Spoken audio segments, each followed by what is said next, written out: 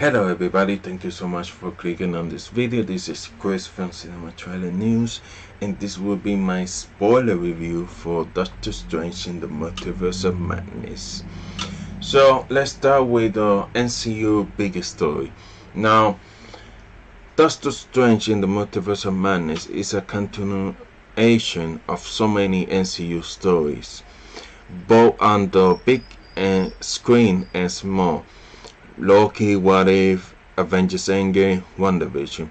But I think that a lot of what undercuts Multiverse of Madness is how actually it ignores all those stories that have gone before, and therefore to the hardcore fan, which is the foundation of the MCU success, it actually feels unsatisfying and underwhelming.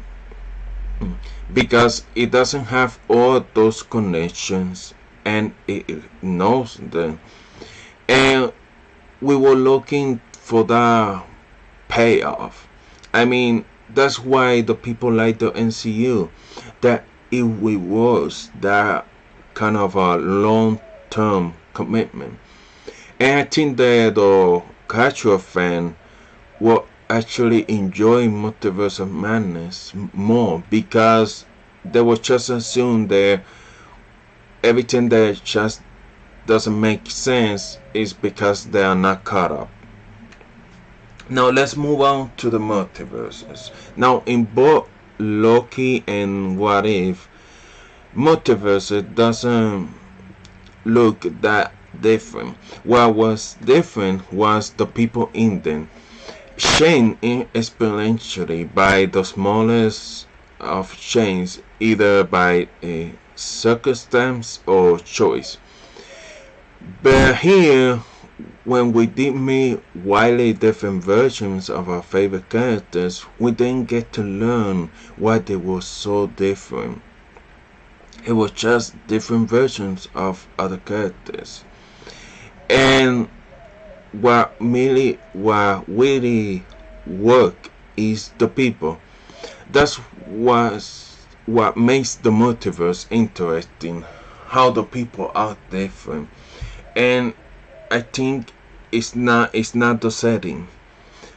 Now let's move on to the Illuminati cameos. Now everything we dream of seeing throughout this movie, I think that this movie will have made our Marvel dreams come true, like John Krasinski as Reed Richards, Halle Howard as a live-action Captain Carter, who blew many of us away in What If. But those appearances were not good. I just they didn't win for it. And to have Professor S in his yellow hover chair and it never hovers, I can't believe that never anybody occurs to that when they were making the movie.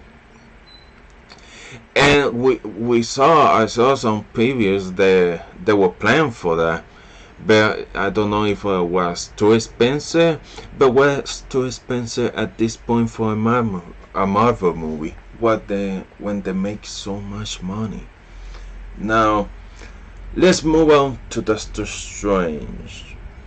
Now that music fight was cool, but I think it didn't make sense.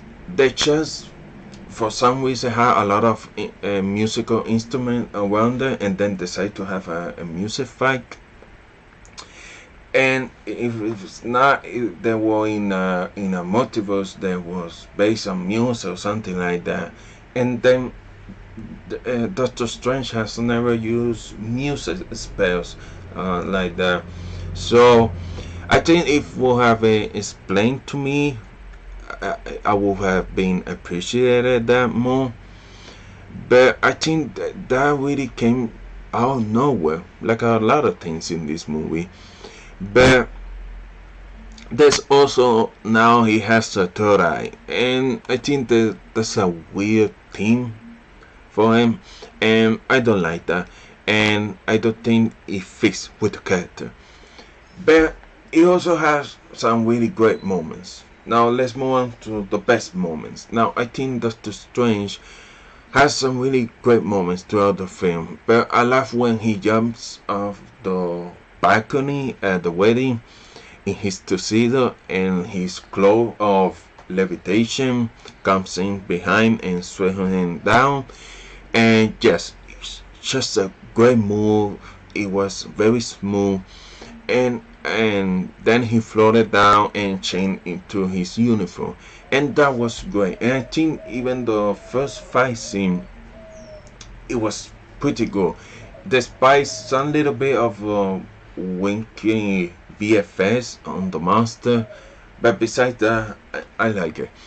Now I also love the interactions between him and Wanda, the new Sorcerer Supremes.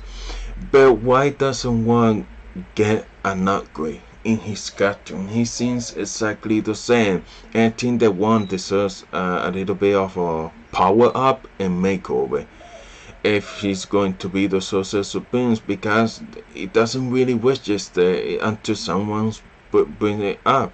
So quite frankly, and I love one. It's a fantastic character. So let's move on to Defender Strange. No, I like her a lot.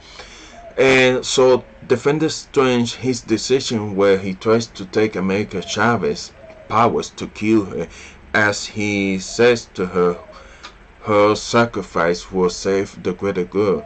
Of course, he's killed before he can do that, but I think that highlights a major character flaw in all the Doctor Strange.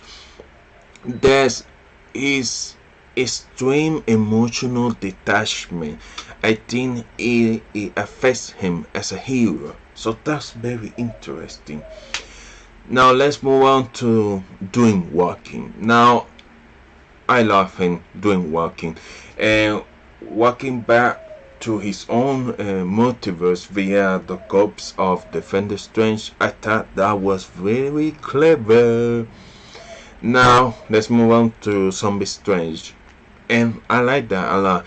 And that was very Sam Raimi, but the whole Zombie Strange thing was undercut by giving Chavez, America Chavez, that hockey pep talk at the end in the third half.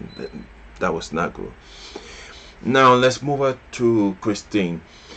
I also think that the idea that Steven and Christine never work out in any of the multiverse is very touching, especially after that what if episode, but it wasn't never handled very well as they did in that episode.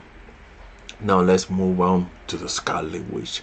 I love Elizabeth Olsen in this role, and it's very jarring that as soon as we saw her, she's not only gone mentally, and she's totally gone over the dark hole side, but she's no longer even in the cabin when we left her at the end of WandaVision, and that wasn't Wendigo. And that was a really missed opportunity to see a character that I got to know well because of WandaVision be turned into a one-dimensional hysterical woman was really sad, and I think that it felt the worst for Wanda when she was chasing Strange and America Chavez and Christine in the tunnels, and she was limping along and desperate, scared, seemingly lost. I felt really bad, and for what they did with the character, I was like, whoa. And I was wondering the whole time, as where is Vision? Not only to not have Vision in this movie and any of the multiverse, especially because they set up that intentionally in WandaVision that he will return. There's even another version of him, the White Vision over there, and I would think that it's a very important emotional connection to the Scarlet Witch Vision. So, and I would think that the Strange one would have been like, why don't we get a version or a variant of a version in one of these multiverses to get to us, to Wanda, but they didn't do that. Now let's talk about the dark hole. Now I know the dark hole corrupts, right? But I think that was a little bit of lazy writing, because she read the dark hole, so that's why she's not. But because Agatha still had her senses about her, and the version of Doctor Strange that we see that who read the dark hole and was killed by the Illuminati and the Titan Moon, he still was okay. And I mean, he seems like he was like, you shall kill me, which I guess is a reminiscence of what happens to Wanda at the end of this movie. Now, I also believe that Doctor Strange, the final Doctor Strange variant, as we supposed to, he had read the dark hole, and I think that's because that's why, and he has the third eye, so that's why our Doctor Strange develops a third eye, because he used the dark hole. So to me, I felt that writer Michael Walden was focused less on WandaVision and more of how the character has been portrayed in the comics, and was not cool, the original story.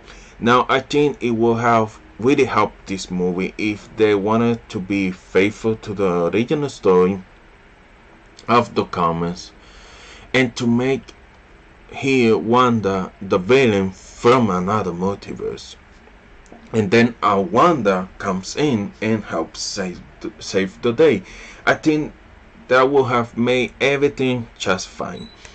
Now let's move out to the mutants and twins. Now I think that another thing that would have made everything fine if the Wanda have created the mutants in a reverse now to the comics, where she got rid of most of the mutants. I think because of her madness, the character assassination seems pointless, and it's not only frustrating, but here they had no reason to do it. We also didn't get even her kids back and age them up, and going with and having weakness B and be on our way. So now they're going to take some time. Now the Wanda died. Now I love Wonder Woman, and I thought those were some cool things. I also like it. They did what they did with her powers, and don't worry, I don't think she's dead. And I think they just want you to think that she's dead. And I think that she's intended to kill herself. And I really hate the decision that she made, especially after that empowering moment of the end of WandaVision. Now let's move on to America Chavez.